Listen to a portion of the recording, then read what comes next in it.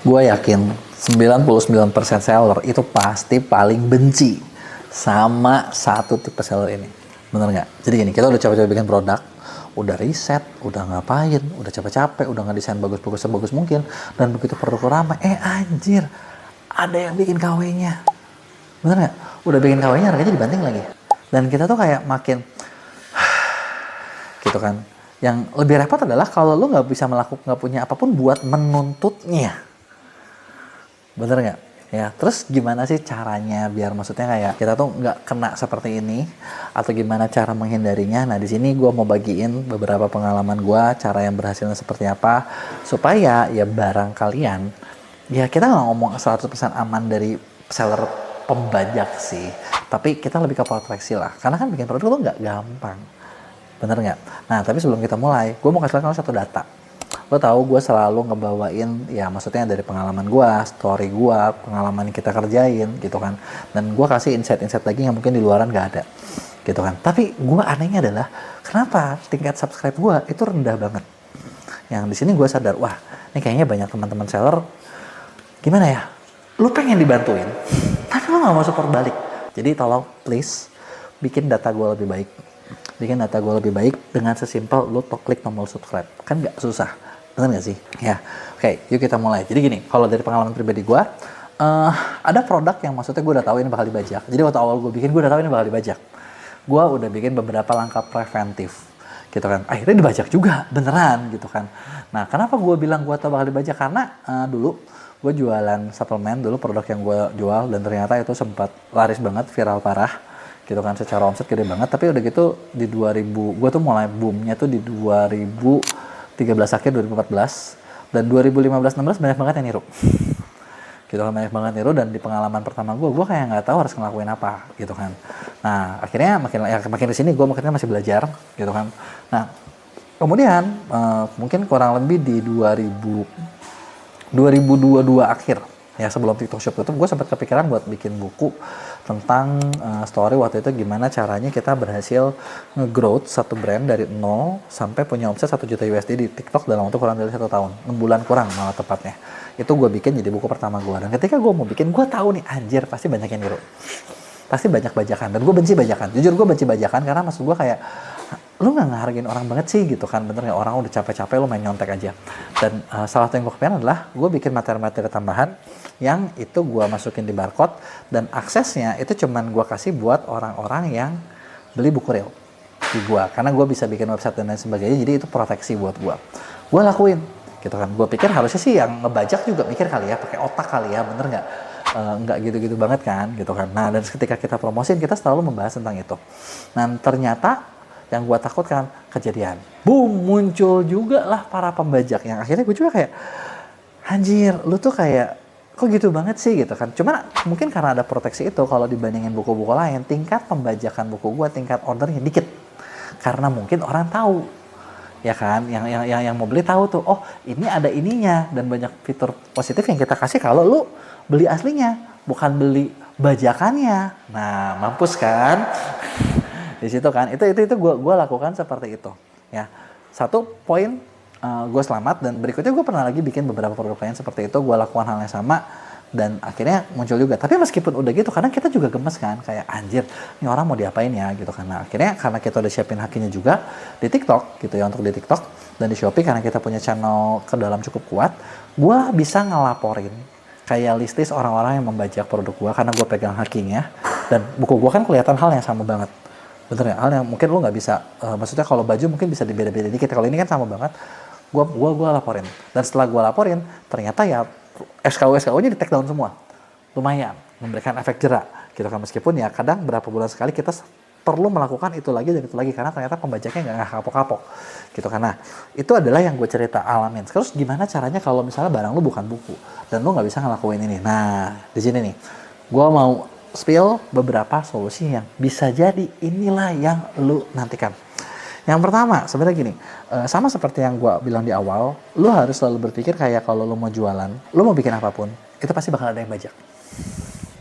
Jadi pertama kita sikapnya udah kayak gue ya, dari awal gue udah cerita ya, gue dari dulu gue udah tahu bakal ada yang bajak Gimana nih caranya biar gue memanfaatkan pembajak gue buat misalnya dapetin benefit-benefit khusus ya, mungkin kalau gue pakai barcode atau apapun gitu. Karena ada nggak satu hal yang kalian bisa dapetin sesuatu yang beda, apakah experience khusus. Nah itu yang maksud gue lu perlu pikirin. Jadi fokus pertama adalah lu tahu itu bakal dibajak gitu ya. Fokusnya meskipun bakal dibajak, bikin aja, karena kalau lu nggak bikin juga lu rugi, bener nggak ya kan.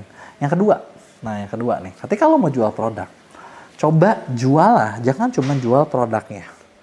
Banyak banget orang tuh ngejual cuma produk, tapi jual lah solusi apa yang didapetin dari bukan produk tersebut. Contoh gue tadi cerita gue jual buku, orang pengen lebih pintar, orang pengen lebih tahu, orang pengen lebih, ini gue kasih banyak hal-hal baru yang ditambahin di luar. Nah misalnya kalau jual barang, katakanlah lu jual dompet kulit misalnya. Jangan cuma jual dompet kulit, tapi dompet kulit ini bikin lu jadi apa nih, gitu kan. Lu bisa pakai strateginya kayak brand-brand luxury brand. Luxury brand itu membuat kayak orang itu kalau lu pakai ini menambahkan kepercayaan diri karena lu tahu beli yang asli. Bahkan kalau lu misalnya lihat kayak brand-brand premium ya, mereka yang pakainya dikit karena cuman orang-orang sedikit yang tahu-tahu aja yang pakai. Dan yang tahu-tahu aja tuh bisa tahu ini bedanya asli apa palsu karena ada beberapa hal yang maksudnya detail yang misalnya cuma dikasih tahu di situ doang dan susah ditiru. Nah, itu adalah seperti itu. Nah, atau misalnya gini, lu bisa juga main di detail yang nggak kelihatan, yang disebutnya unseen advantage. Contoh, SOP produksi ketat, quality control ketat, supplier eksklusif, formula khusus, or whatever. Gitu. Contoh kayak Nike dia kan nggak cuma jual sepatu, mereka punya research, teknologi bahan, endorsement atlet, gitu. Kompetitor bisa tiru modelnya, tapi nggak bisa tiru sistem ekosistemnya. Belum lagi perasaan kalau, oh, gue pakai Nike kayaknya jadi lebih jago nih. Itu adalah perasaan yang dijual. Malah kalau kemarin ya, gue sempat nonton satu film, mungkin kalian bisa lihat di Netflix, The Art of Sarah. Itu tuh film yang ngebahas tentang pembuatan luxury brand. Gitu ya, sebenarnya dia ada tentang detektif sih, tapi ada tentang luxury brandnya gue lihat. Dan lo tau ada satu poin yang maksud gue tuh kayak, gila nih keren juga gitu kan. Dia menceritakan kalau kadang luxury brand itu kalau dilihat dari detailnya yang bedain asli dan palsu, sesimpel gini. Kalau yang palsu, mereka ngejar kesempurnaan, gak ada cacatnya. Sedangkan luxury brand ternyata ada cacatnya guys. Jadi lo bayangin aja, jadi kayak ada cacat jadi mahal. Gitu kan. Nah terus udah gitu lo juga perlu bener-bener manfaatin momentum. Nah ini banyak seller sering lupa. Momentum tuh apa? Begitu itu lo rame, orang belum sadar, itu lo harus dapetin sebesar mungkin. Keluarin sebesar mungkin. Iklanin sebesar mungkin. Satu hal yang gue belajar dari seller China adalah ketika mereka tahu itu produk laris, mereka bakal naikin budget mereka gila-gilaan selama target loss mereka masih tercapai dan mereka masih untung. Kenapa? Karena mereka tahu ini nggak ada produk yang umurnya selamanya. Sedangkan kalau seller kita di Indo nih, kita selalu berpikir kalau udah laris, seller kita laku selamanya. Nah itu dia yang lu salah. Gitu kan. Nah berikutnya yang lu perlu bisa terus lakuin adalah bikin edukasi pasar. Edukasi pasar tuh kayak gimana sih? Lu ngasih tahu, ngajarin nih tentang market lu gitu ya. Dengan kayak gini lu bakal bikin kompetitor lu terlihat murahan gitu ya. Kenapa? Ya karena ini strategi yang pinter banget gitu. Kenapa sih barang yang ini bagus? Kenapa sih barang yang itu bagus? Bikin kompetitor terlihat jelek. Nggak dijelek-jelekin, tapi standar lu memang naik, audiens lu memang lebih naik gitu. Bahkan gini jujur ya, kita di PH sekarang secara agensi mungkin harga kita dibilangin sampai mahal banget untuk di level big brand, nggak. Tapi kalau di level SMB kita cukup tinggi, kita cukup premium. Harga kita cukup premium. Terus pernah ada satu kali kayak tim internal gue bilang, kok ini kita banyak yang murah nih, gimana kalau kita mau coba tapi ketika ditawarin yang ini sellernya nggak mampu gitu kan. Mereka pengen yang lebih murah, gimana kalau kita bikin yang murah. Dan gue berasa kayak kalau misalnya kita bikin murah, nanti value-nya kita juga hilang gitu kan. Ada hal-hal yang maksud gue, kita tuh premium karena maksudnya gini, banyak service-service yang kita udah siapin, dan itu tuh butuh cost gitu loh. Dan kalau misalnya kita turunin harga, artinya kan cost-costnya ada yang berkurang dong.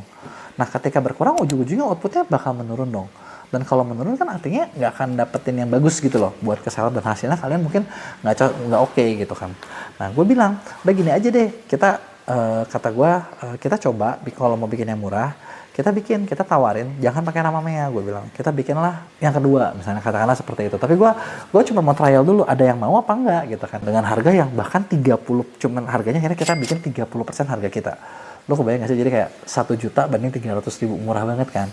Dan ketika seller yang bilang gak punya budget, kita coba tawarin.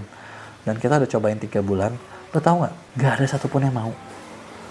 Sampai gue mikir kayak, Anjir, gue kasih lu murah kok lu nggak mau sih gitu kan. Mereka malah belum ngambil karena ya udah gue mau nabung aja deh, mau sama lu aja. Ya mungkin itulah efek dari edukasi pasar yang tadi gue bilang. Ya. Nah, dan terakhir, lu perlu punya aset digital sendiri. Jangan 100% lu bergantung pada marketplace, TikTok Shop, sosial media. Kenapa? Karena itu satu bukan aset lu.